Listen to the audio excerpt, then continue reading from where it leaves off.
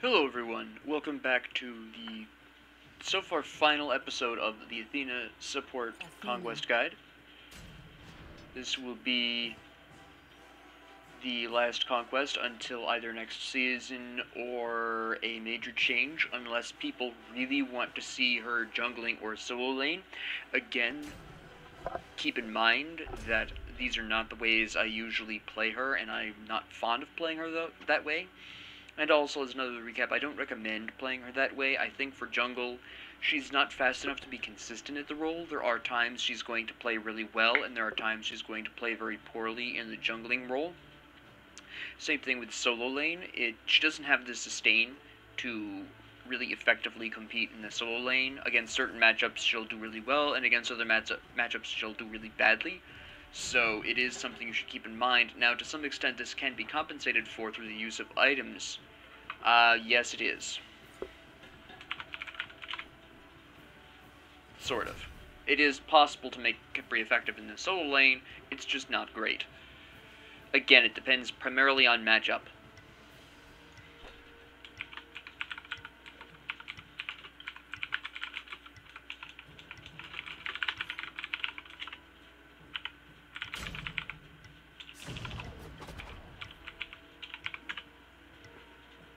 Now let's see how this goes down. This should be fairly interesting. A solo lane Khepri is quite interesting. I can compensate for the decreased damage that's going to be inflicting, so I'm not overly concerned, especially if they're... Okay, it looks like they've got pretty standard comp. It looks like Achilles is going to be their solo, jungling Mercury, mid lane Morgana, ADC Hachiman, and support Ymir probably. The support Ymir is going to be interesting. But let's see how this develops. This will definitely be a more difficult fight overall, just because we are going to have the solo lane Khepri, which is not his ideal role. Alright, now let's roll with this, yeah? Alright. Now, I don't think they're going to have enough self-heal to merit Tainted Steel here. Sentinel's Gift it is. Sovereignty. Some delicious health potions. And 80s, yeah, they have enough auto attacks where I think this is justified. The horrific emblem is justified here.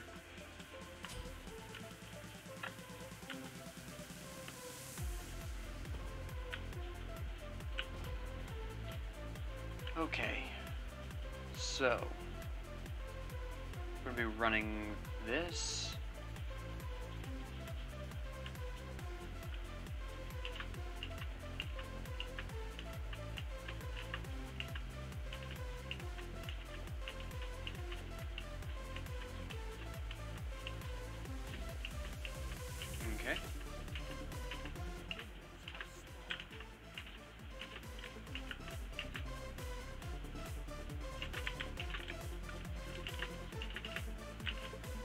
Alright, let's see.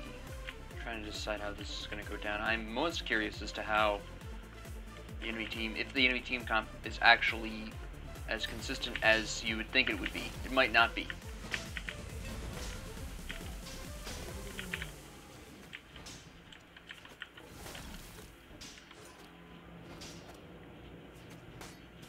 Here we go.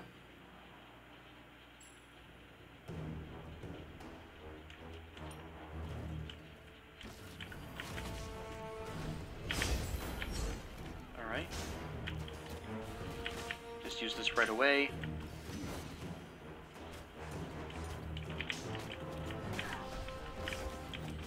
Alright.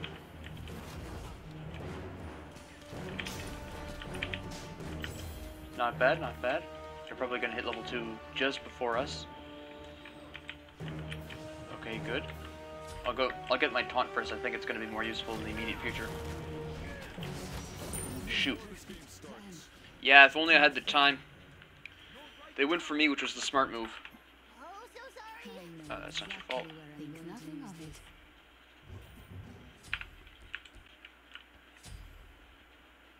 Just a little bit unfortunate. They went for me while I don't have my protections up, really. Also, the Ymir went for Sands of Time. Bold choice. Bold choice. I think that's going to hurt him in the late game. Yes, he'll have the cooldowns. But there's so many great cooldown items for supports that I don't really think that was necessary. I'm just going to be really honest. I think that's going to really hurt Ymir in the late game. I don't know why he would do that. I mean, it'll be interesting to see how it turns out. Obviously, it's helping him right now, but that's... I mean, he also took the kill from Hachiman, although he can utilize that to some extent. You're going to be trying to freeze me. I just wanted to lure you into that stun there. Uh-huh. That was... Why? That was so late. You were never going to hit me with that. Excuse me?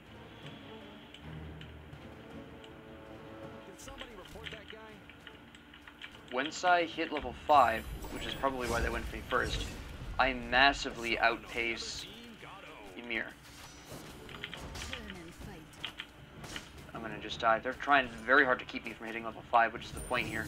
They just don't want me to hit level 5. That is what they're going for right now. Because if I hit level 5, once I hit level 5, I outpace Khepri.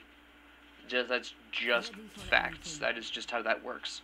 So they're trying very hard to delay me hitting level 5 as long as possible, because they just don't want me to out-rotate Ymir. That's what it comes down to. They're trying to prevent me from being able to do so. Now, I don't know why I didn't get to level 3 in those last couple of waves. It's kind of strange to me. I probably should have somehow, but I didn't. I see. There we go. Level 3. That's fine.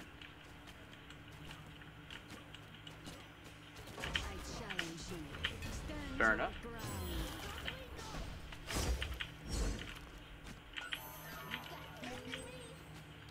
Alright, let's see how they do. I have Horrific Curse up again, so that's fairly nice. There we go. We're going for this? Alright, that's a fairly bold move, but okay.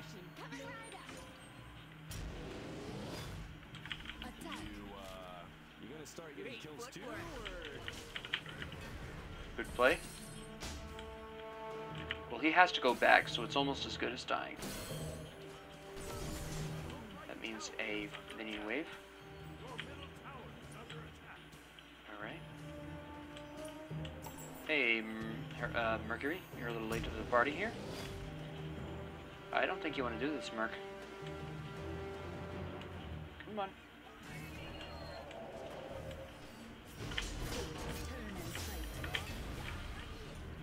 You beadsed.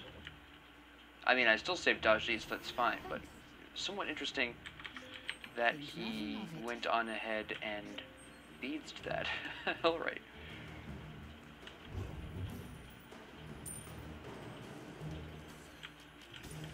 There we go.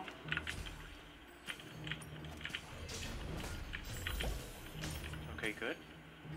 We're gonna go ahead and throw a ward down here. And I'm about to finally hit level 5 pretty soon. There's Ymir.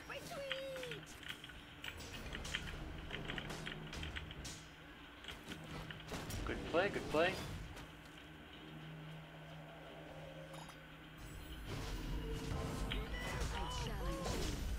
No, he's dead. I can't save him.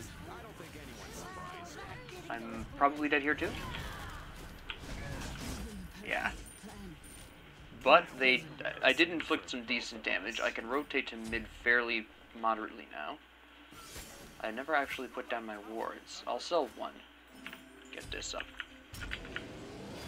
Let me see. Cupid is a little behind the Daji. I'm sorry, the Hachiman. The Hachiman is built of ours Gauntlet. It's going to be an interesting contest there.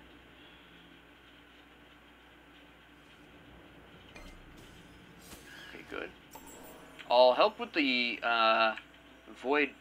Maybe Hachiman will also come up and we can gank him. Okay, no. I need to hit just level 5. I desperately need to hit level 5. If they continue focusing me after I hit level 5, they're wasting their time, honestly. Here we go. Alright, now I have everything I need to be able to outpace Ymir very consistently.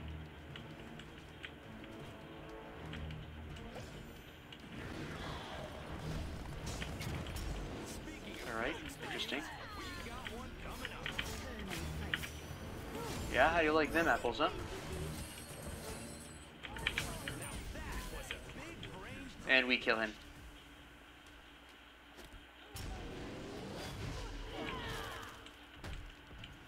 Or not.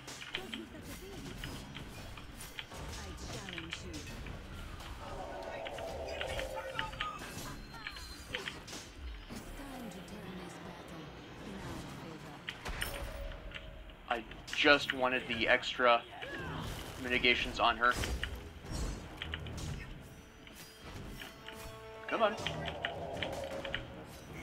Nice. Very nice. Alright, that was fantastic. That was fantastic. Ah, nope. Worth a shot, worth a shot. Hachiman's probably coming up pretty soon. There he is. Okay. Oh, you're not even there. I'm just gonna help you out with this. Did you just... Oh yeah, I thought Ymir blinked. I was like, wait a minute. Did you just blink? Alright, yeah. Fair enough, fair enough.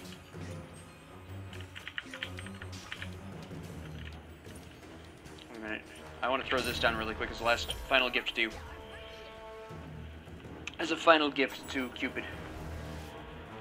That turned out extremely well. That really turned around not only my situation, I did a lot of catching up to Ymir, that put Cupid on the map, that put Hachiman, I mean Hachiman is still doing pretty well, but it put Cupid on pace with Hachiman now. It did put Daji ahead of Mercury, which is pretty big, because that's not, Mercury versus anyone is pretty much a matchup in favor of Mercury in most cases, just because of his speed. Right now it's the early game, so he doesn't have a huge speed advantage, but that'll snowball very quickly, and he can really start to gank and farm so much more efficiently than any other jungler, so if you don't slap him down early, you're going to have a really hard time dealing with him in the future. We can kill him here.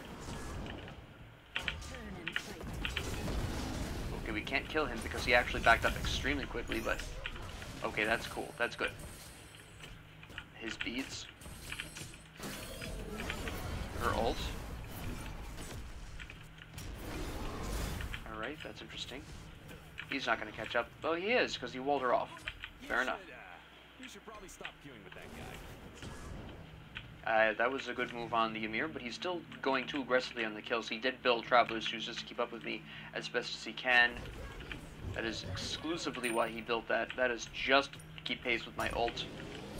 I can build whatever I want and still be able to do fairly decently, but my existence, my ult, force Traveler's Shoes on him. That'll help him MP-wise, but not in terms of dealing out ability damage or anything like that. I have to go over there and help Cupid.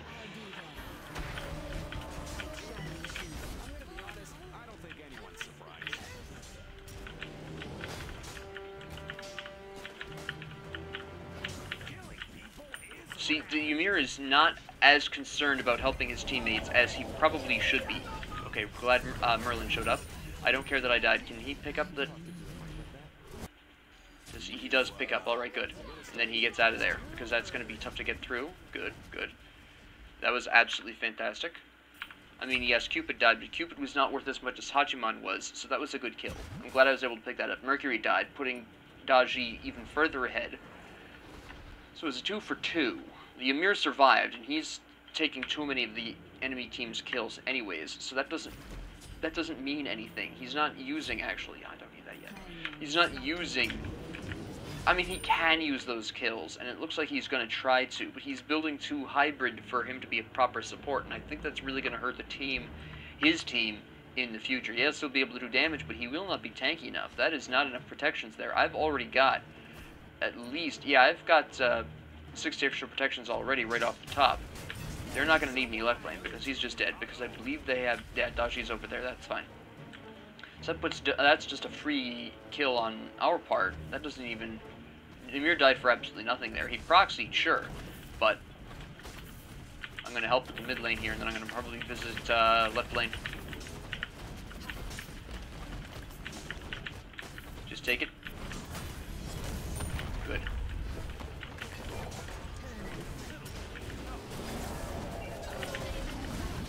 Alright, now let me see if I can save.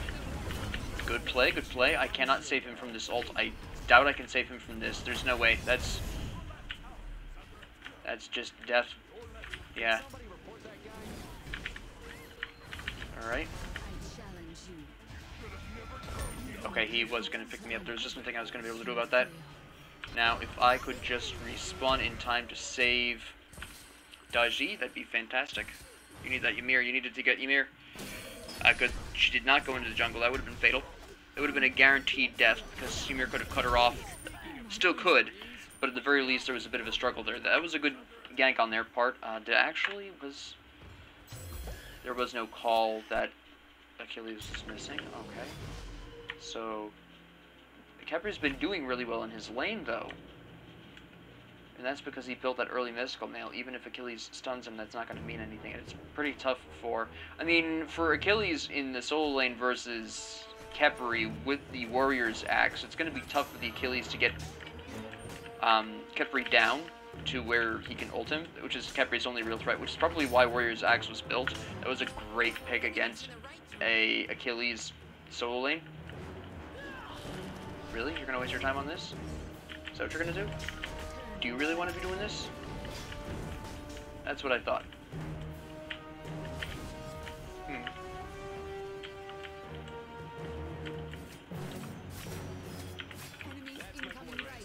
That was a nice play by Merlin. I don't even know what happened, but that was pretty spicy.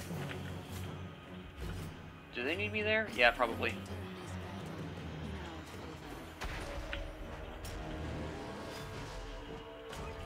How did that not taunt him from there? Interesting. Must have been just clipping the corner there. Oh well. Oh wait, we have Achilles here.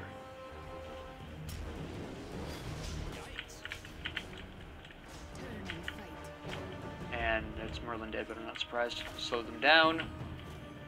Khepri's here for the absolute slaps. Nice. Excellent, excellent. We need to save Daji. I'm not really concerned about the split pushing Hachiman right now. His team is dying for no reason. That was a good save by Khepri. That was an excellent body block. Let me see. No, we're not going for that apparently. Hachiman's no longer there. He's retreating. Attack the Gold Fury. Mercury's back up, which makes me kind of nervous. So this is somewhat of a high-risk move here. There's Hachiman.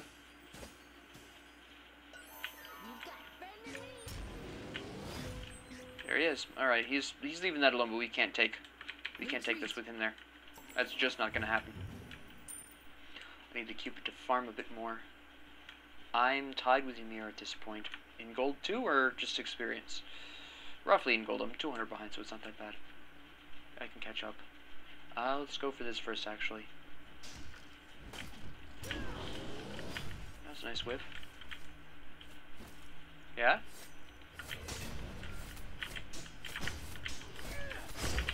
Good steal, good steal. I kind of expected he would be able to, but doesn't make a huge difference. I have my ult up, so I should probably go back and grab Pesty pretty soon. Stand your ground. Should have done my auto cancel, but not a huge problem. Merlin's going to be here in a hot second. I'm gonna be honest, I don't think anyone's surprised. Alright, what I'm going to do is go back, get my Pesty, and then... Nope, I did not get to save Khepri. Never mind. I still need Pesty, though. Forged for the gods. I have not yet put down my wards. I keep forgetting I'd purchased these. I need to really put these down at some point.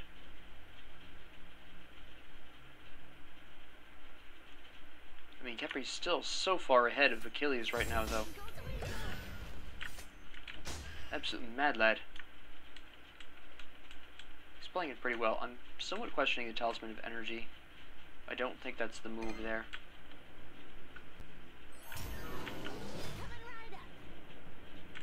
Yeah, they really need to back off of that. Be careful, left. Enemies in the left jungle. That's okay. She has to hit me first. That's... If someone's coming up behind us, that is their mistake, not ours. Good. It was Mercury, apparently. Ah, I was too late on that taunt. Oh, hello. Did somebody report that guy?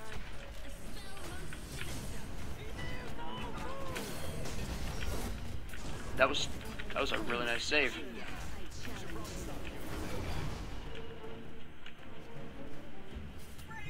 Yeah, there's no way I was going to be able to outrun Mercury.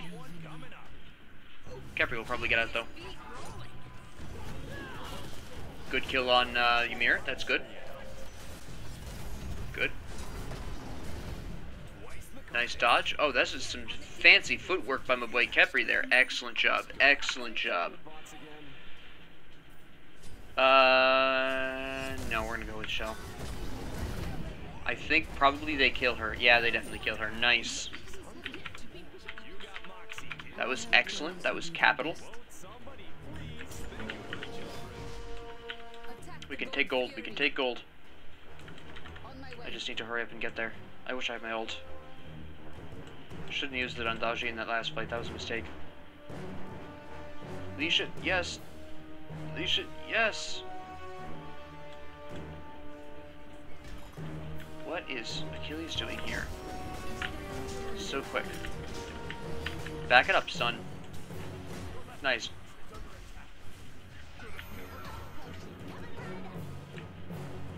Do we take him? You are going the wrong way, guy. We take him.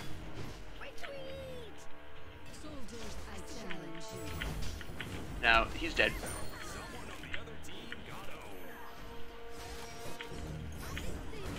Okay, good. Interesting. The lost there, Hajiman? What are you doing, guy?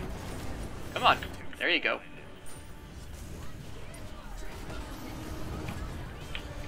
Oh, he's dead. They don't even need me there.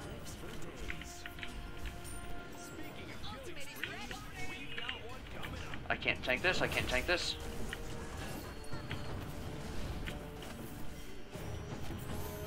Good. He's got her.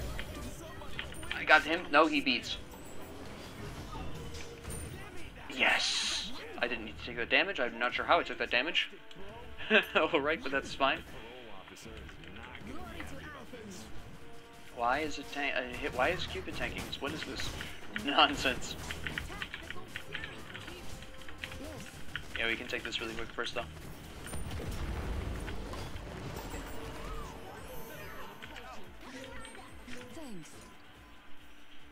Alright, we gotta go, gotta go right now.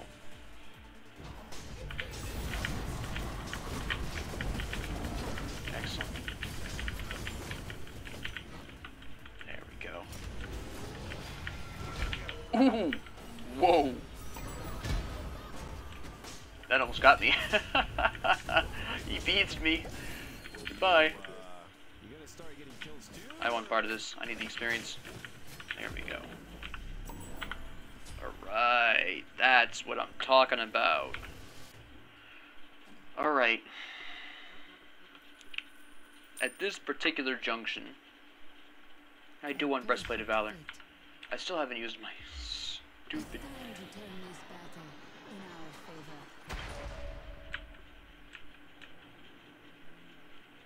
see here.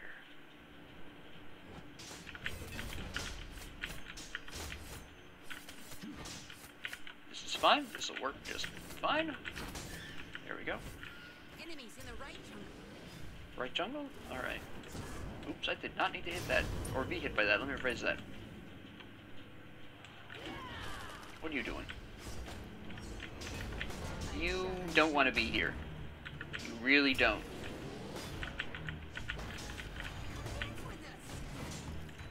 We'll just shell really quick. You're dead. That was completely unnecessary. He was too far out. They are massively behind. He should never have been there. Just trying not to get ulted by Achilles here. There's Mercury. I'm gonna die if we attack, unless you're talking about Pyro. No, you're talking about the real McCoy. I'm gonna croak. I am just straight dead.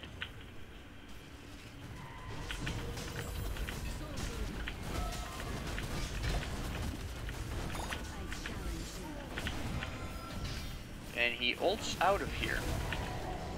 And they stole that somehow, but they're all gonna die for it.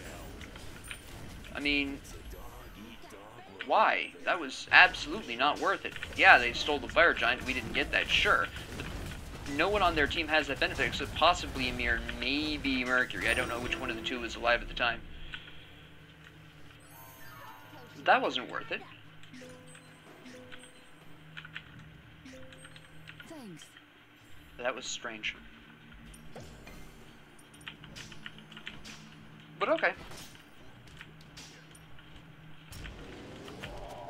Oh, he just lost his escape. Turn and fight. What? That's not gonna happen. I messed up. I missed that. Although at least I have the HP 5 to really recover pretty nicely. It's not quite as good as Stone of Gaia, but it's good enough for the time being.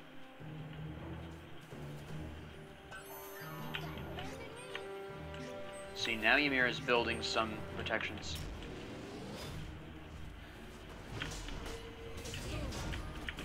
I don't know why I bothered taunting him there. That was completely unnecessary. I think it was just a reflex at that point, honestly.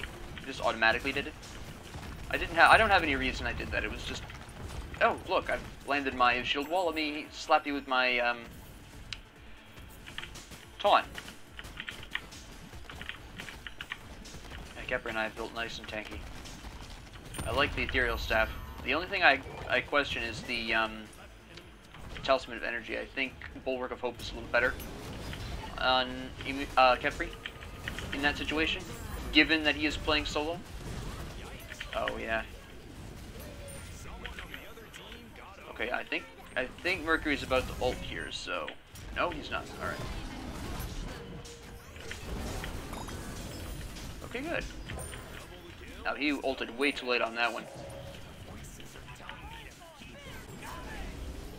Nice. Hey, how you doing? Come here. And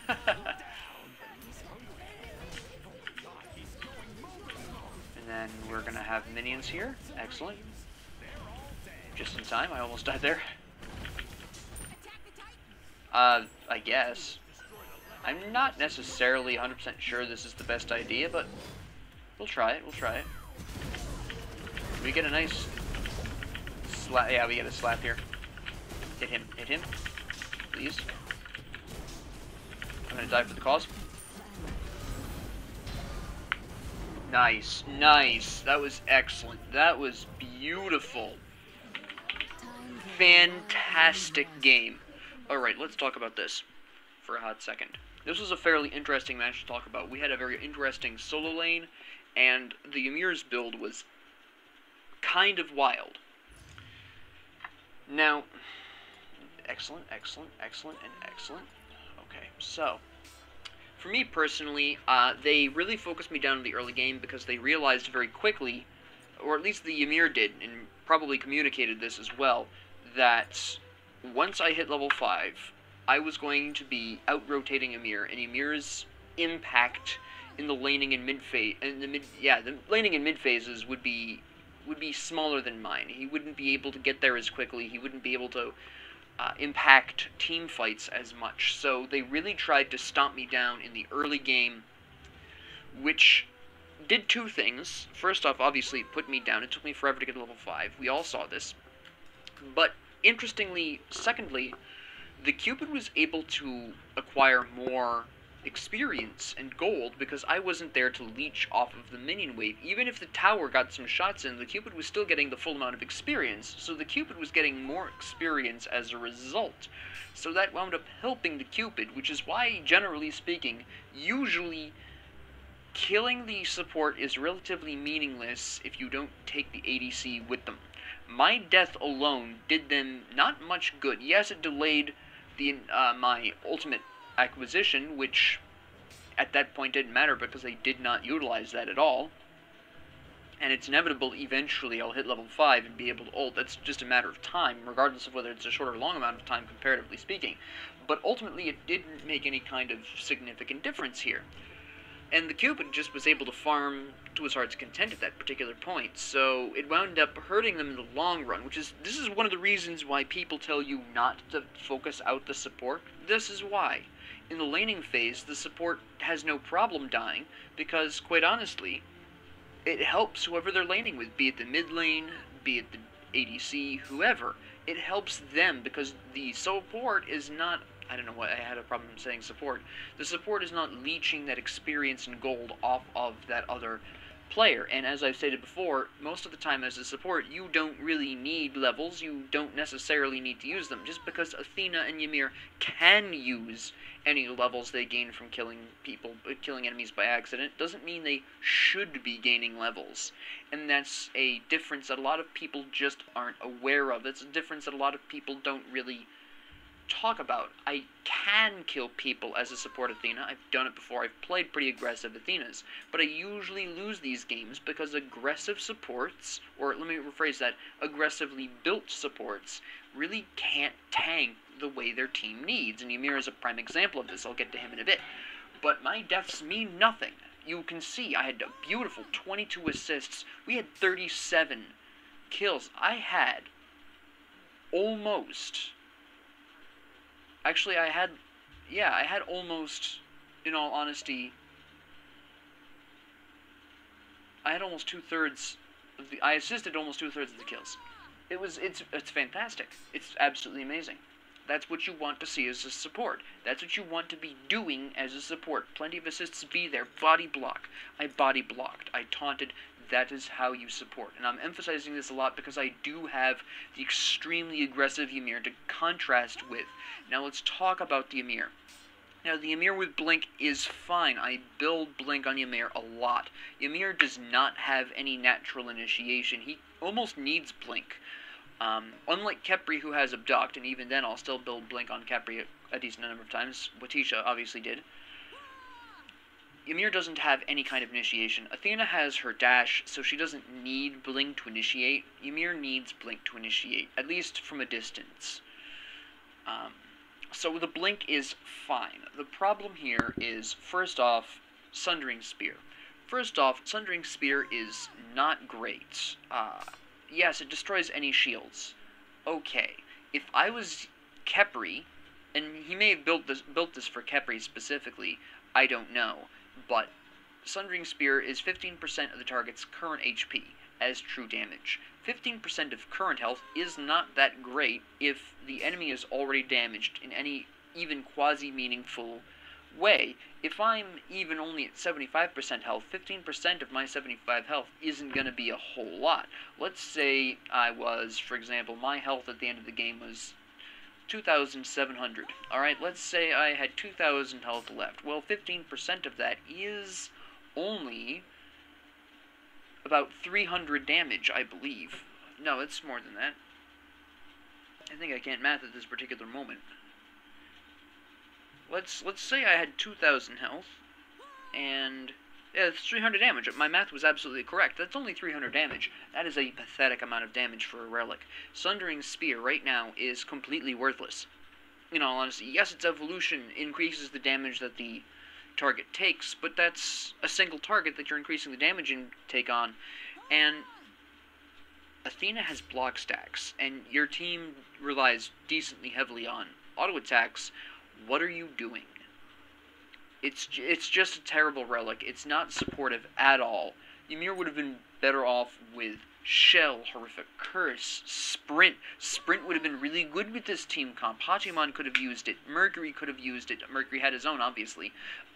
You know, Sprint would have been amazing. You could have been able to follow behind somebody and slap them with your club as Ymir with an evolved Sprint later on down the line. Sprint would have been great. Now, another thing that I want to also point out is the building of Sands of Time. This was built purely for aggression. This can become alternate timeline, which is decently tanky. The problem here is that you only get to upgrade that at level 20. By the time you have alternate timeline as a support, you don't really need alternate timeline. I mean, alternate timeline is really intended for mage setups that have a lot of lifesteal that can actually come back and lifesteal back their health. Anubis is a prime example of one of the few gods I would be comfortable putting an alternate timeline on. Supports really shouldn't. There's no need. You shouldn't be dying fast enough for alternate timeline to matter in the first place, and second of all, by the time you get alternate timeline, it's late enough in the game where you're only going to have that trigger once. This was just to get the Ymir to be more aggressive, to do more damage, under the guise of cooldown reduction and alternate timeline in the future. And while it did allow the Ymir to do a lot of damage and play very aggressively in the laning phase, past that, it's doing Ymir very little good. Ymir doesn't need a ton of magic power, because his abilities, first off, scale decently on their own, and second off, his wall doesn't scale at all. And third off, your auto attacks scale very little with magic power. They only scale 15%, so it's kind of redundant to have magic power or a lot of magic power on Ymir. The Traveler's Shoes I really appreciate, and this was purely built to keep up with my ult. That is the only reason this was built. This was the reason why they tried to focus me down in the beginning. It all comes down to my ult. This is why this was built. Stone of Binding. Now, I don't have a huge problem with Stone of Binding, even on some support. Stone of Binding here is fine, normally. Normally, I wouldn't have a problem with this. But normally, you have a supporting starter item. Consider Sentinel's Gift. It's not a whole lot of physical and magical protection, sure. It's a very small amount of health. It's a very small amount of MP5. What matters with Sentinel's Gift, and this is why this is one of the reasons why my golden experience were so much higher than Ymir's, Sentinel's Gift allows me to farm without actually killing minions. Ymir, as a support without Sentinel's Gift, was not getting the full benefit. That is why Ymir is still level 15 at such a late point in the game. How long did this game take again? Hold on. This was under 25 minutes, and Ymir was still just under 25 minutes. Ymir was still level 15, and that's because he didn't have Sentinel's Gift. He chose Sands of Time. And because he chose Sands of Time, all he had for protections was Stone of Binding. If I had built Stone of Binding, let's say I went Sentinel's Gift, shoes, ideally tank shoes for the health and the protections, and then I go Stone of Binding. Stone of Binding you can only get away with building on a support if you have the reinforced shoes, and you've got either Sentinel's Gift, or Tainted Steel, or War Flag. The classic support starter items. If you don't have these, Stone of Binding is not enough protections to keep you alive long enough for Stone of Binding to even matter. This doesn't matter if you aren't alive long enough to trigger this more than a handful of times. You should be there pretty constantly reducing magical and physical protections. And Ymir just wasn't staying alive long enough for that. That's just how it went down. And then Emperor's Armor, which they fortunately buffed. Emperor's Armor is very good on Ymir. You've got the wall, you've got the freeze, you've got a slow. It's pretty effective on Ymir, so I don't have a problem with this. That's fine. But this should not have been first. This should have been magic protection first. We had Merlin, Khepri, and myself, and Khepri was clearly playing solo lane, so Khepri was clearly going to be doing at least some decent amount of damage. This should have been Genji's guard, this should have been Shogun's Kusari. Shogun's Kusari would have been really good with his team comp, and he could have used it himself with his passive. This should have been Talisman of Energy, also great on Ymir. Emperor's Armor was physical protection, which he did not need. Now, I understand that he built Emperor's Armor specifically so he could increase the attack speed of Phoenixes and towers, but the problem comes back to the point that the Ymir didn't have the protections to survive under tower or Phoenix long enough for this to matter. A lot of what a support does only matters if they stay alive long enough to fulfill that goal. Ymir's goal was to increase the attack speed of towers and phoenixes. Ymir's goal was to decrease our magical and physical protections by 10. Ymir didn't live long enough to make any kind of impact with these passives. It did not matter. The Stone of Gaia was a desperate attempt at staying alive longer, but if you already have no protections, then Stone of Gaia cannot heal you fast enough to matter. It all comes back to the fact that Ymir did not have the protections he needed for any of this to work. If this had just even been Sentinel's Gift, Ymir would have been a higher level, Ymir would have had more gold, and probably would have been able to work on more protection items. He could have started the next protection item up, which ideally at this point should have been magic protection, since he'd been falling off on that, even though he needed it more. Anyways, it all comes back down to a complete lack of protections. This is why I build so many protections on my supports. Nowadays, while hybrid protection attack builds are really effective on assassins and solo lanes, for supports, in order to stay alive long enough to fulfill their purpose, supports need to be building almost 100% protections and HP almost 100% of the time. There are a couple of exceptions. There are a couple of moments where you can build something that's a little damagier because it offers some kind of passive ability that the support can use to help the whole team. A great example of this is actually Soul Gem. splash that into a support build, and even though it's not a lot of healing, it's still a little bit more healing. Another great example is Divine Ruin, where if you're a support that has a lot of damaging abilities, Divine Ruin may be a more effective anti-heal than Pestilence or Contagion. These are just a couple of useful examples that aren't protection items that maybe supports could consider playing. And while Ymir's items individually, with the exception of the Sands of Time, Ymir's items are technically support items. A lot of supports build these. The problem comes back around to a lack of protections. And just my presence forced him away from the reinforced shoes into the Traveler's shoes, hurting his protections even more. That was the problem with Ymir in that match. Daji played pretty well. The reason why Daji did not do as well as the Mercury is, again, it just comes down to Mercury moving faster, being able to farm better, being able to gank more effectively because he moves faster. That's what it all comes down to. The Mercury's build itself was pretty fantastic. Golden Blade is fantastic on Mercury. It really allows him to clear camps pretty quick. Warrior Tabi, of course, Rage, which was a pretty interesting and very clever choice here. Wind Demon, Chin Size, this is all fantastic. I do wonder why Deathbringer wasn't involved when you have all this crit, but maybe that would have been the last item. I don't know. Maybe it would have replaced the Warrior Tabi. I really couldn't tell you. But this is a really great build on the Mercury. I have nothing against this. This is great. Daji, also just a great build. Warrior Tabi, Jotun's Wrath. Now, the Warrior Tabi was built first, which is a little unusual for assassins, because she wanted to keep up with Mercury. She ultimately didn't build enough movement speed enhancing items for that, and that's because those are not often built on Daji anyways. I think the Serrated Blade, I believe it's called, would have been the only thing that possibly Daji could have used that would have helped. The crits, obviously, Hachiman was building or had Rage and was trying to evolve it. Mercury had Rage. There was absolutely no reason why she shouldn't have built Spectral Armor. Frankly, if I'd recognized this, if I'd noticed this earlier, I probably also should have built Spectral Armor. That probably would have done me more good than Breastplate of Valor. I just didn't happen to notice at the time that they had so many crits going on, because first off, Mercury was the only one with crits at that time. Second off, Hachiman had just finished it towards the end of the game. So, but it's still partially on me for not recognizing, hey, they're building crits. Maybe I should build Spectral Armor. So I should have built Spectral Armor in retrospect, but I did not notice at the time. The Merlin's build... Now, see, here's another interesting thing.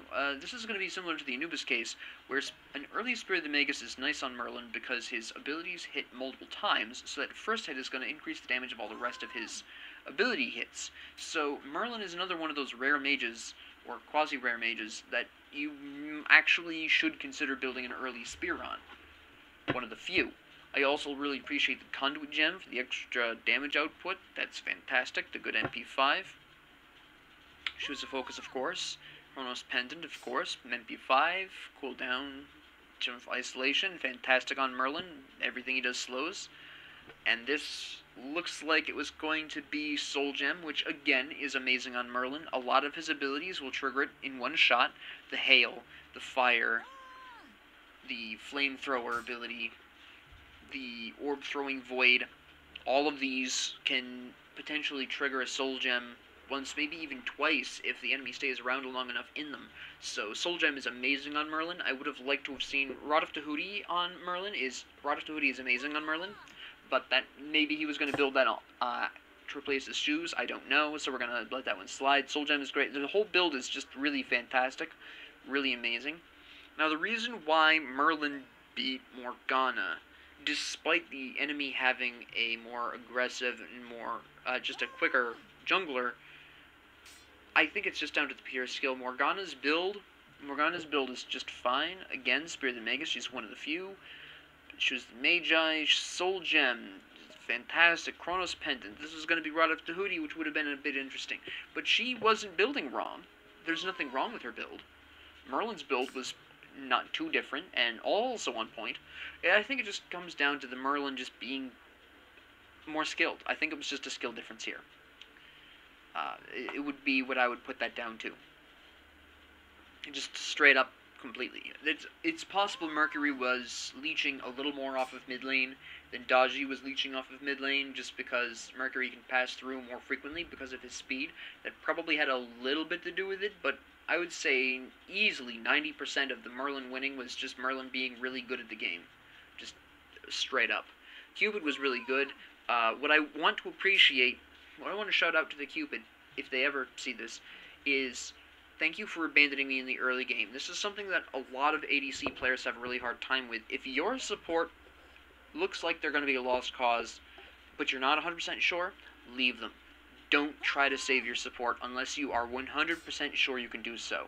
The support is basically supposed to die. It's part of the job.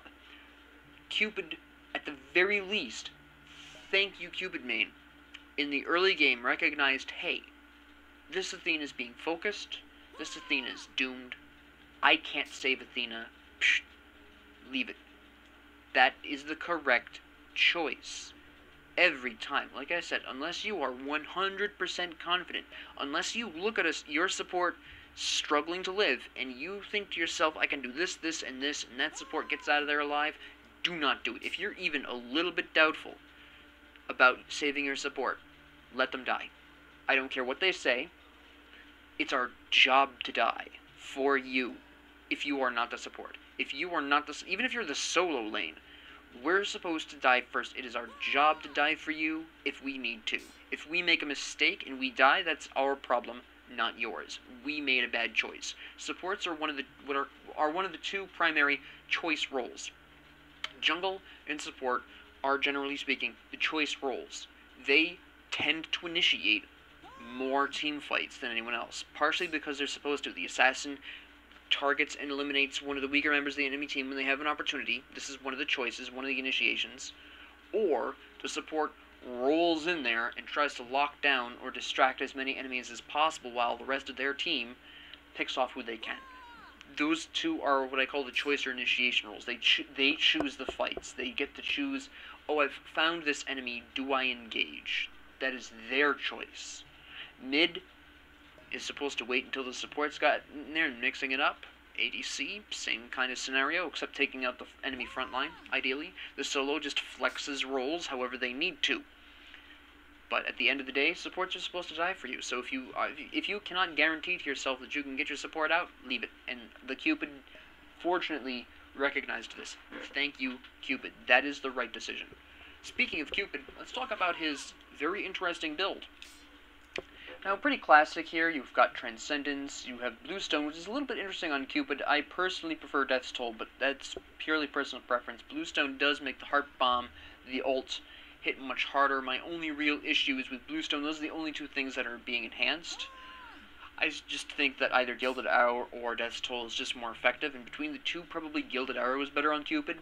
Transcendence is fantastic, of course, on Cupid. Helps increase all of his damage. I believe it increases his healing as well, which I believe pulls 5 or 10%, maybe 15, off his power. I'd have to double check that. Ninja Tabi, of course. Aussie, fantastic.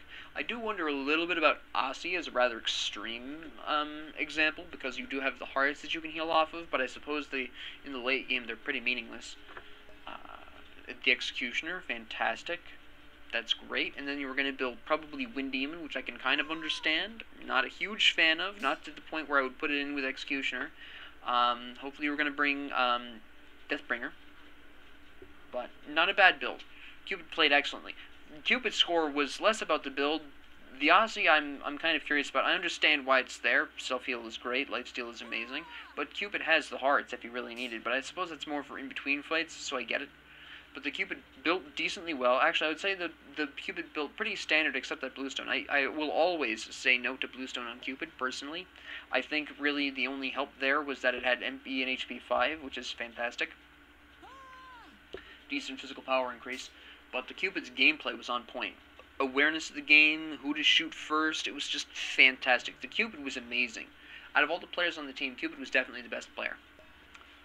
Khepri, of course, built really smart. Khepri recognized that probably Achilles was their laning opponent and built accordingly. And this is what I mean by counter-building. I talked about it last episode with either last episode or the episode before, where Osiris did not counter-build at all. It was a very stock warrior build.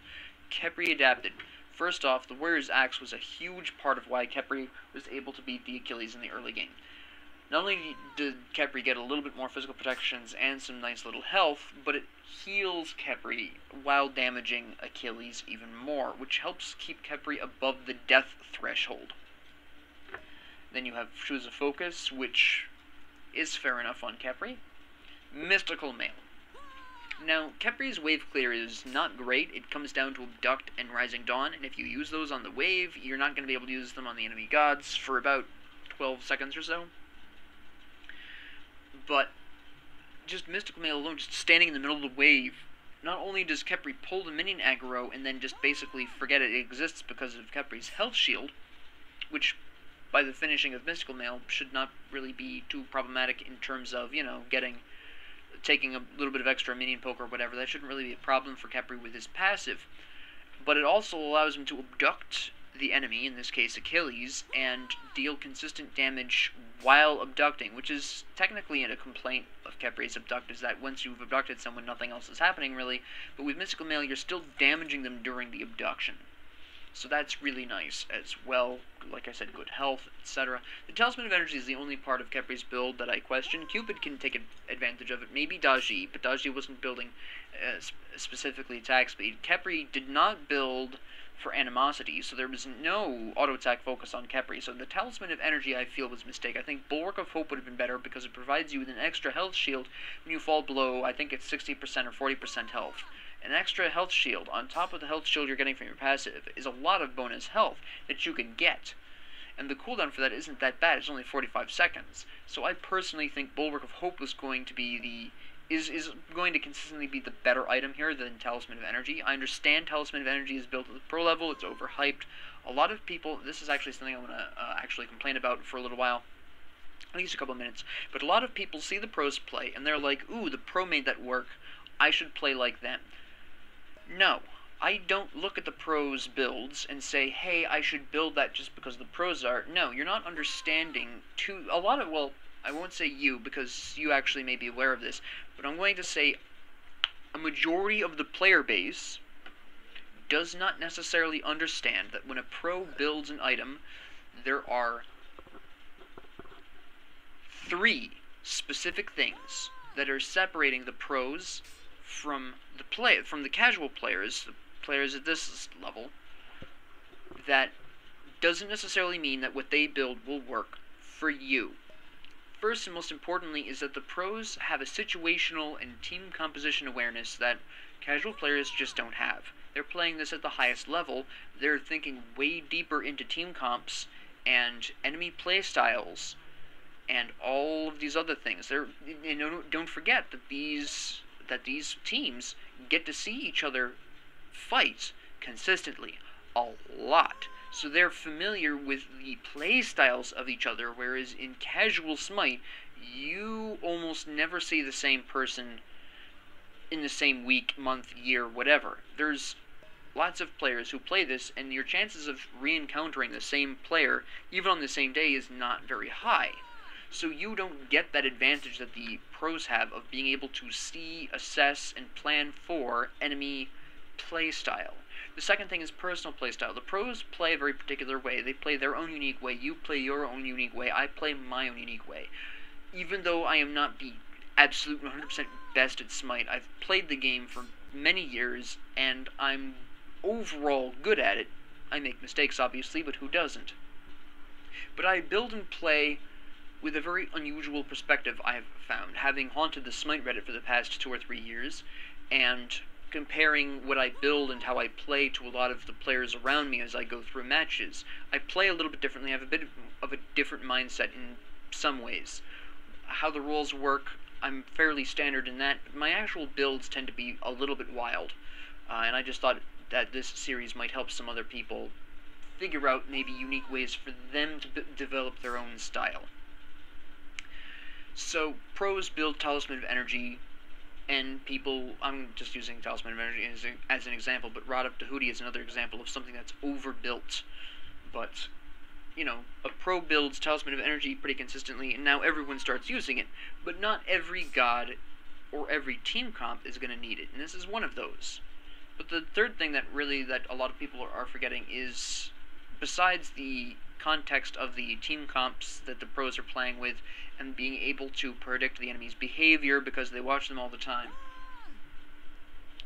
and the pros' personal playstyle fitting more in line with what they're building, you've got just the simple fact that they are a more coordinated team, and so certain items they will build are more effective for them because they can better rely on their allies to be there, be in better communication. For example, I just played with 4 random people who I recognize a couple of the names in this match. Dunedane, Captain Spicy. I won't finish that for YouTube, but Captain Spicy, I recognize the name of. Z Painter, I've seen before in other Conquest games, not recently, but these are fairly unique names that I can recognize as having seen them in previous games. But I don't play with them often enough where I can sit down and know exactly how they're going to play. I'm not in constant communication with any of the people on my team here, so there's no instant communication like the pros have. So Talisman of Energy, as a fantastic example of this, works better on the pro level because those pros are in voice communications, they are coordinated, they have trained to play with each other and to complement each other's setups. Casuals don't have that unless you've got 4 friends who play SMITE with you. Boom555, for instance, could pull off Talisman of Energy better than I could because I don't necessarily always play with 4 other people. Now, if I'm playing with my family, who also play SMITE, then I can really utilize Talisman of Energy very powerfully in a more meaningful way than I could have in this match or any other match with randoms, because I will be in voice communications with them, and they will be able to stick a little bit closer to me and get some of the advantage of Talisman of Energy, and we can really flow a lot better and I can better support them. But you don't have that in casuals. So these are really the 3 things that a lot of people don't consider when they're trying to emulate the pros. And I think the biggest mistake here is in trying to emulate the pros, you are trying to emulate a playstyle that may not fit you at all. Even if you play kind of like the pros, you still have a unique way of approaching and playing the game mentally than they do. They approach this game mentally differently than you do, and they play, as a result, in a very unique way that is unique to them because of their unique mindset and thoughts on the game. Even if you have the same opinion of the game as other people, that doesn't mean your mindset into the game is the same. It's different. So, a lot of these items that I say, personally, I don't prefer this, it's because a lot of people are building them just because the pros have built them and used them really effectively without considering all of the factors as to why a pro would build it and maybe you shouldn't as a casual. And this is the same with Talisman of Energy. It just wasn't appropriate here. In terms of magic protection and health, it's fine, but the passive you didn't need it. This was not necessary. Only Cupid was really taking advantage of this, and Khepri himself couldn't use it because there was no animosity there. They did not build animosity. So that wasn't going to mean anything. Like I said, Bulwark of Hope would have been a better pickup here, or Genji's Guard, potentially. Otherwise, the build is fine. I mean, special armor for the crits, you've got E-Staff for increased health, a little bit of extra damage to them, obviously more health. That was a great pickup. But I really wanted to get that off my chest. I really didn't have a great opportunity to talk about that, but Talisman of Energy, that was a great opportunity to talk about that. So, now, the last thing I'm going to mention really quick before I end this episode is how late Hachiman built Rage when they were behind. This should have been the 4th item. Okay? Now, the reason why is because at the beginning, you've got Bluestone, that's fine. It's okay on Hachiman. Devourer's Gauntlet, fantastic. Ninja Tubby, great executioner. Now, Hachiman could have waited on this. I had pretty good protections, Khepri had pretty good protections, sure. But we weren't really slapping at that point. Khepri, kind of, but me, no, not at all. The Executioner wasn't a huge necessity, because Daji, Merlin, and Cupid were not building any kind of protection at all. This would have been smarter to build earlier, because you might have been able to get Rage fully stacked. Clearly you did not get Rage fully stacked, because it doesn't have the evolved Rage art. So you didn't fully stack this by the time the game ended, because you built it too late, and you only built it too late because you were behind. If Hachiman was ahead, this build order would have been perfectly okay. If Hachiman was ahead. Hachiman was not ahead when he built this Rage. The team Hachiman was on was not ahead when Hachiman built this Rage. That is the crux of the issue of why this Rage was a terrible choice. With that being said, I hope you enjoyed this journey with me, and if you have any comments, questions, concerns, what have you, please leave them down in the comment section below. If you like this, please like and subscribe. And I hope to see you in another 24 hours. Have a great 24 hours.